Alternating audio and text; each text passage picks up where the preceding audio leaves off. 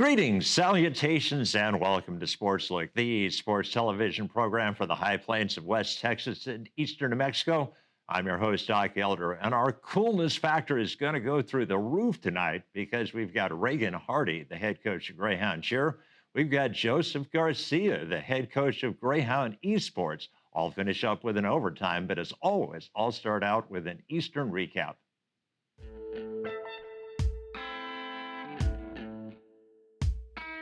Greyhound football on Saturday led the defending conference champs Midwestern State with 9 minutes to go in the game. Unfortunately, they wound up losing by 14. Greyhound volleyball, they are on a roll. They've won 6 straight matches. They're going to have their first 2 home matches tomorrow night and Saturday afternoon. For Greyhound men's soccer, last weekend they beat South Dakota School of Mines. They'll be off for a couple of weeks. They're not going to have another match until October.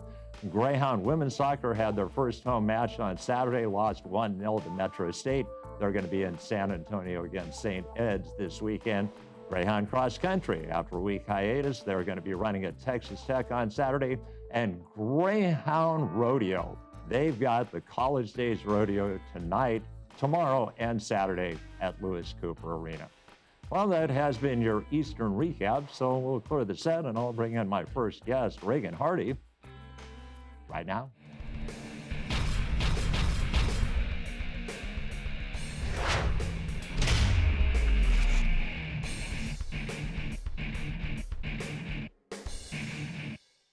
Welcome back to Sportslook, and we bring to the set of Sportslook for the very first time the head coach of the cheer squad at Eastern New Mexico University, Reagan Hardy. Reagan, welcome to Sportslook. Thank you. I'm glad to be here. Well, Reagan, it turns out you are no stranger to the cheer program at Eastern New Mexico University because you were part of the squad at one time. Yes, sir. I was 2018. So what was your association with cheer growing up? I started cheering, I was about 11 years old in middle school, joined the cheer team at my middle school and was hooked ever since. Just couldn't give it up, even now. And you are a product of a school that is within our viewing area. You went to Carlsbad High School. Yes, sir, I did. Go Caveman, always. So I'm curious, out of all the contests that you cheered at, what was the most memorable Carlsbad game you cheered at? There were many. I would say probably my sophomore year, Hobbs basketball. Artesia was our main rival, but Hobbs was our rival in sports, if you know what I mean. And it would get pretty crazy. I know exactly. The fans would not have it sometimes, and it would get rough, but it was always so fun. So what was your fascination with cheer? Why did you go into it in the first place? Was it your friends, or was it just something you said, that looks like fun? I tried the soccer thing when I was a kid, couldn't get past the picking flowers stage. Wasn't good at tumbling and gymnastics, so I thought, might as well try throwing people, and it worked out, so couldn't go back after that. Very good. And for people that don't really understand about cheer, it's not just, hey, go team. I mean, it's a much more athletic, acrobatic type of endeavor now than it used to be. Yes, sir, it is. Yeah, there's a lot of tumbling, throwing people, trying to catch people, hopefully always catching them, but you never know. So what was your main thing? I mean, some individuals involved with cheer are really exceptionally good jumpers. Some are the people that are like at the base of the pyramid. So what was your primary role? I was a base, so I was a main base on the right side of the pyramid always. And then I was just a really good yeller. Just yell real loud. Well, you've got the bubbly personality that comes through here. So, and you decided to come to Eastern New Mexico University. What was it that got you here to Eastern as a student?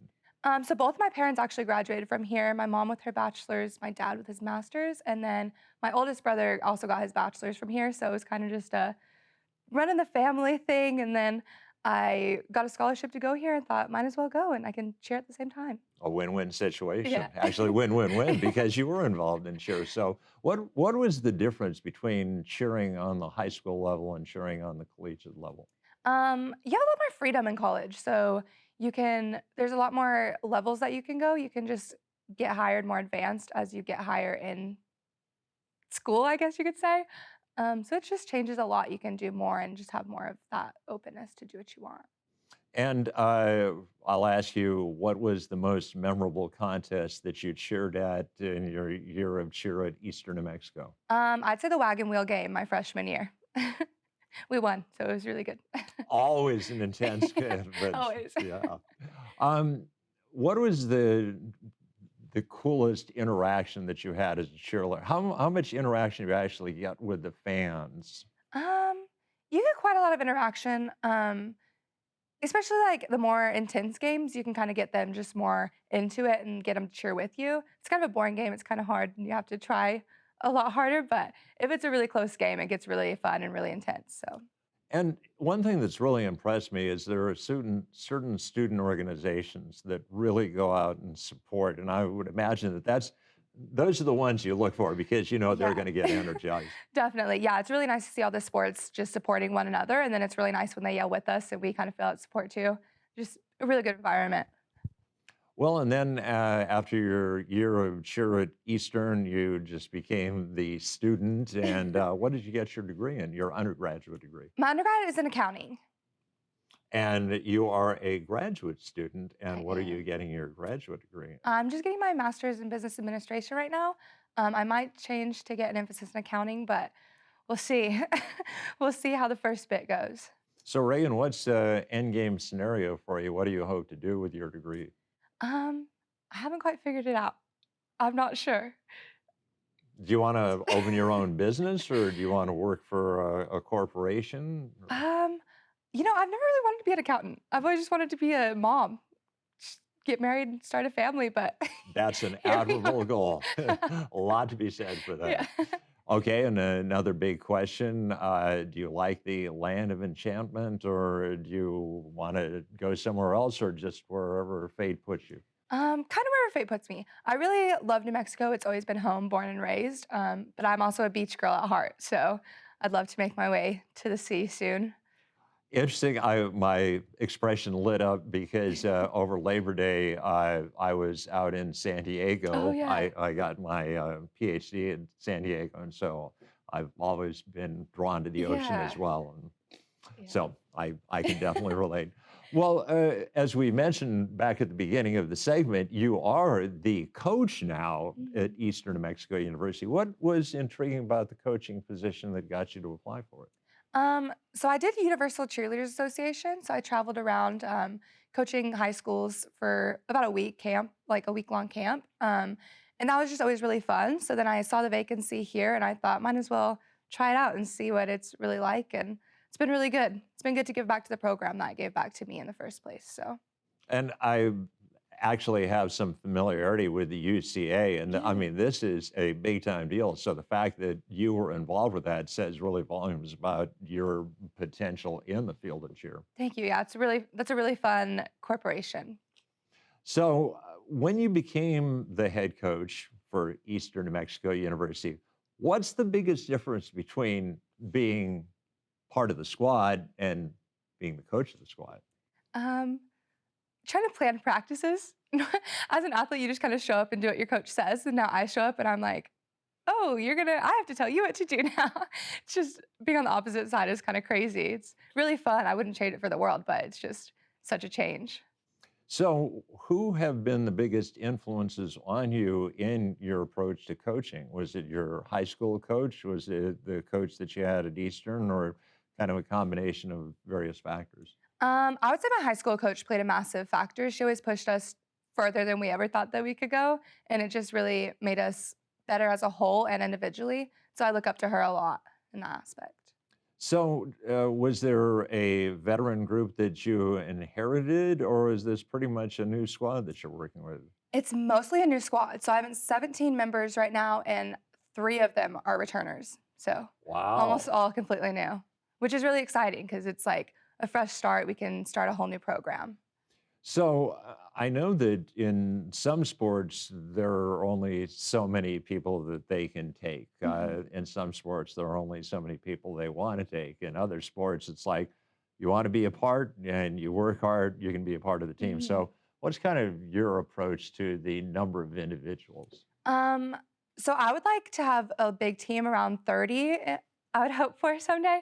It'd be nice to have like two separate teams. You could have like a green team and a silver team per se, and have one that performs at football, one that performs at like volleyball and basketball. Kind of switch them out. That would be like the end goal. I know that when I was at University of California, San Diego, while I was working on my PhD, I was also the assistant women's basketball coach, Mhm. and that was the way they did it at UC Yeah. San Diego. I mean, you had specifically a fall sport set of cheerleaders, you had a Mhm. winter sport. So that's interesting that you'd like to do that. Yeah, I would like to do that, or even just have like an all-girl team and then a co-ed team at one point. That'd be really nice too. Well, I actually got a chance to see your team in action. The Greyhound football team had their first home contest Mhm. last weekend against Midwestern, and a very energetic group of young men and women. Yes, yeah, we have a really good group this year. It's really exciting to see them all of our hard work every morning. We're there at 6 a.m. and it's really nice to see it all pay off. So, with the newcomers, with the 14 new people to the squad, are they all freshmen, or do you have some kids that are like sophomores or juniors that decided, hey, I want to give that a try? Yeah, so I do have a lot. Most of my new ones are actually, I want to say, juniors and seniors. Wow. So yeah, they just kind of saw the opportunity and were like, let's try it out. A lot of them never cheered before, so it's been really interesting to like see people who are new at the sport just come in and just take on the challenge this late, and it's been really good. I have a really good group. Uh, do you have a couple of individuals that are like the go-to kind of the team leaders? Because obviously you're the coach, you're Mhm. responsible for the product that is out there on the 8-lane all-weather track, cheering, and will be at the Greyhound Arena for the first volleyball match. But you obviously have a couple of people that kind of this is what the coach is saying, this is, what Mhm. she actually means. So who are your team leaders? I rely on my returners a lot. So I have three returners, Kagan, Annalie, and Annie, and I really rely on them to kind of set the pace for the others that are new and kind of still getting used to like the cheer scene. And they've done a really good job just making sure that everybody knows what's going on. So, how much of the cheers are traditional that are carried over from year to year, and how much actual input to incorporate something new do you feel like you have, and do you want to give your kids? So their sideline cheers, we mainly stuck with the same ones that they've had the past few years. And then I had each girl and boy now come up with their own cheer to teach the team. So that was nice. And then dance wise, we do the fight song the same every year. And then the band dances, we try to stay the same. And then their halftime performances, we come up with at practice and perform. Well, and obviously during basketball, that's one of the main things. That's one of the main opportunities for people to see. But we Mhm. will point out football. You're down there cheering volleyball. Are you going to be there? Yes, we will be there this Friday and Saturday. Excellent. Yeah. Well, Reagan, congratulations on becoming the head coach. Like I said, your young men and young women had a lot of energy at Midwest against Midwestern, and I'm sure we'll see the same thing this weekend. Thank you so much. I appreciate it.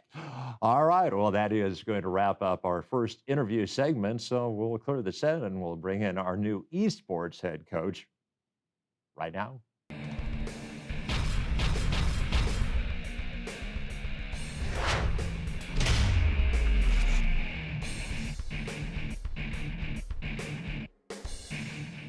Welcome back to Sportslook, and we are privileged to bring to the set of Sportslook one of the newest coaches at Eastern New Mexico University, one of the newest sports at Eastern New Mexico University, Joseph Garcia. The sport is esports, and Joseph, welcome to Sportslook. Thank you so much for having me.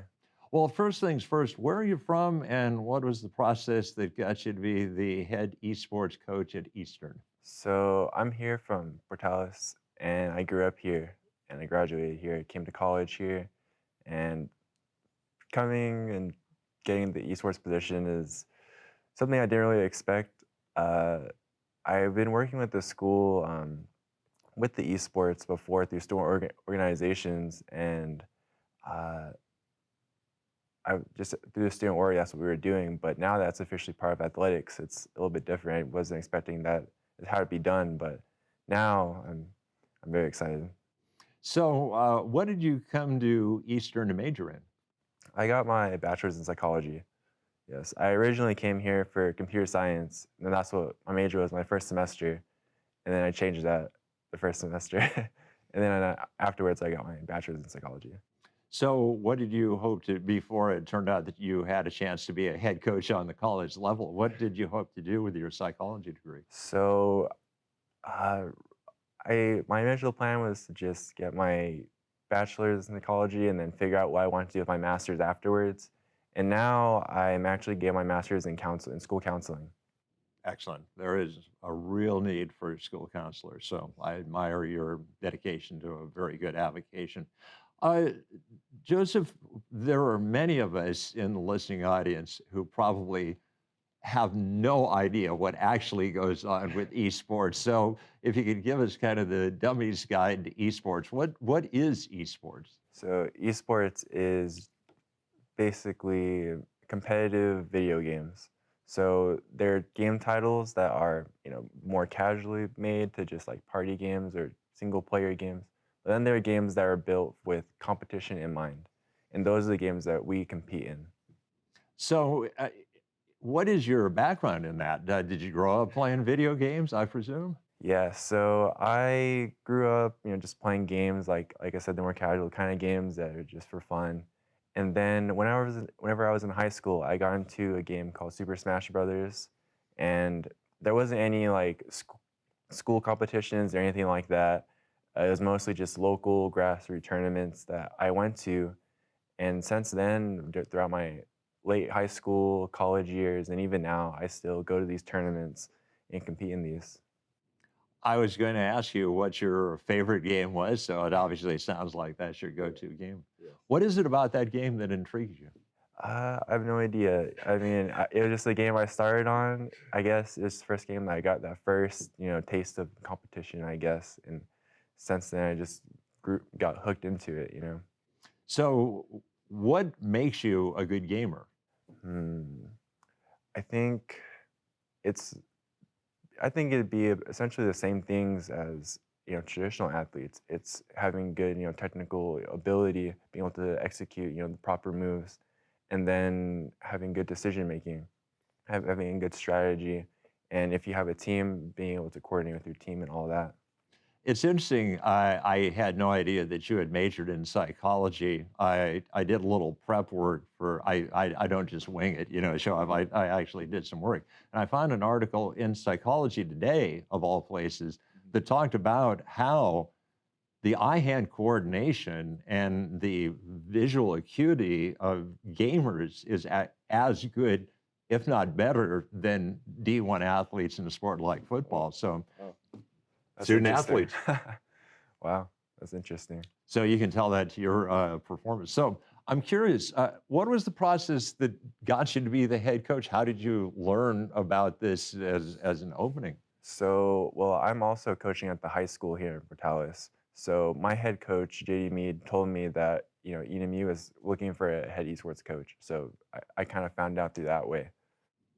And you made an application with the athletic director, Dr. Weir. Yes. So what was the conversation like about applying for the job? So mostly it was us discussing the ideas we have for what the esports will be here as a starting up, and obviously as like a student through the student organization I was a part of. It started off as something like just mostly just playing games or just us doing local tournaments to us kind of moving towards a more broader esports, getting in more games to compete because that's what you have to do with these collegiate leagues is you have to be affiliated with some sort of organization. So through that, I was already working with the esports, and then I graduated, and now I was left to the students at the time. But through that, I understood, what they're kind of looking for, how we really needed to like build it up and from the ground up to get students competing in these leagues and all that. So are there agreed upon games that colleges compete, or is it just basically if you're going to compete against, like, let's say Tarleton State, you talk to their esport coach and agree these are the games that we're going to compete in? So the games that you compete in, um, there are a variety of different collegiate leagues that are ran online that have a list of games that they have. the titles, the games, the companies themselves let them use. And most of them are very similar. Like there's a lot of like very popular ones. Some of them are in almost all of them, but then some of them are more niche that are only in a few others. But uh, yeah, for the most part, they're all around this. They're all generally agreed upon. Like the most popular ones, almost all of them have. So I'm curious, there are some sports like the sport of tennis where you have individual competition and then you have doubles competition. Right. Is esports like that? So I I don't think there's a game really that is like that. Actually, the game I compete in, Smash Brothers, there is a singles and doubles format, but for the collegiate league format themselves, I think it's just singles 1v1.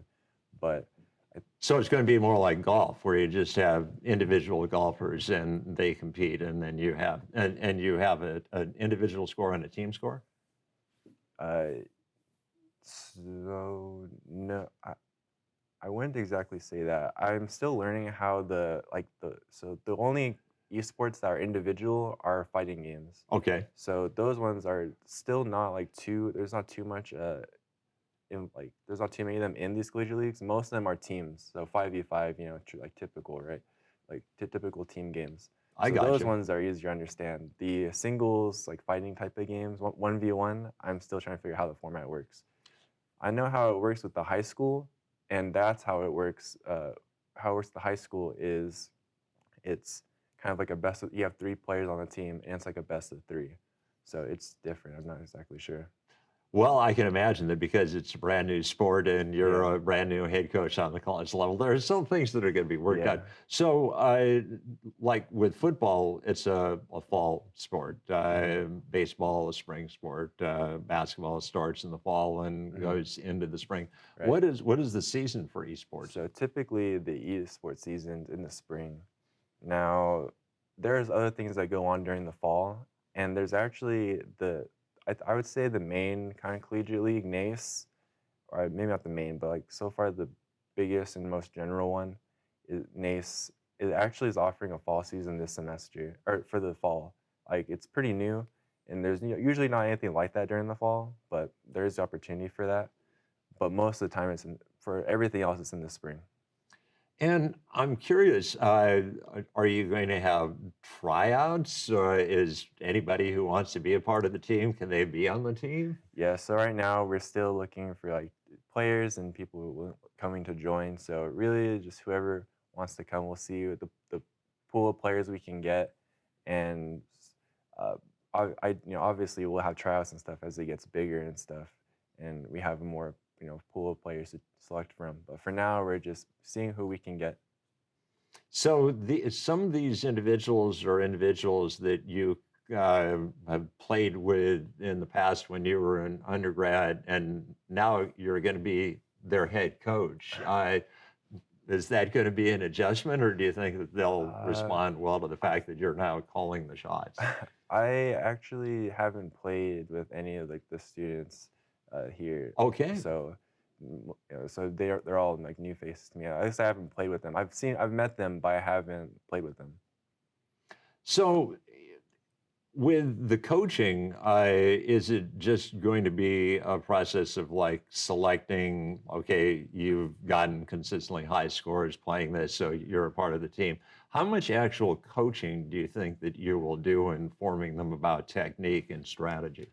So I think it really depends on like their initial skill level. If they're like more beginner level, focusing a lot on their technical ability was a good start, and then of course introducing like the concepts of the game. If they're already like competent players, then more so just like giving the team direction with strategy is probably what I would be doing, because they would probably already have their technical ability down. So that's what it most likely look like. And I would imagine that it was just serendipitous, as the expression goes, that you majored in psychology, because a lot of being a successful coach is being good in psychology. Yeah. So, how are people going to be able to follow you? Are you going to be publicized on the Go Eastern Athletics website? I think I already am on the website. Okay, well, Yes. this is good to know. Wow. Well, you know you've made it if you make it onto the Go Yes. Eastern Out. So we will tell people in the listening audience that that's the Mhm. way to follow all Eastern sports is to go to Eastern Athletics, all one word, Right. .com. Well, Joseph, a pleasure to meet you. Thank you so much. I am fascinated by esports. I watched both my sons grow up playing video games, and had I only known that there was a potential, I would have let them do that instead of making them play Little League. So best of luck with your Thank you. position. And it's a pleasure to meet you too. I remember my first year of college, my first semester, I took your online class, and I have to say the notes, like it was a class I look forward to answering the questions for, because your notes were always so fun to read. Well, I am definitely glad now that I had you as my guest. So, all right. Well, that is going to wrap up the interview segment of Sportslook. So we'll clear the set and I'll finish up with an overtime right now.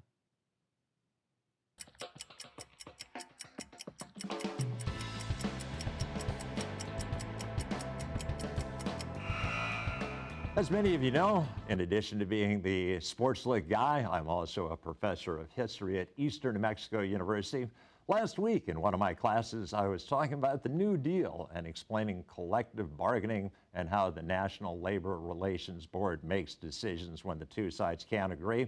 And as an example, I talked about the fact that earlier that day, the NLRB had ruled in favor of women's soccer, saying that the women's soccer program run by the United States of America should give equal pay to men and to women.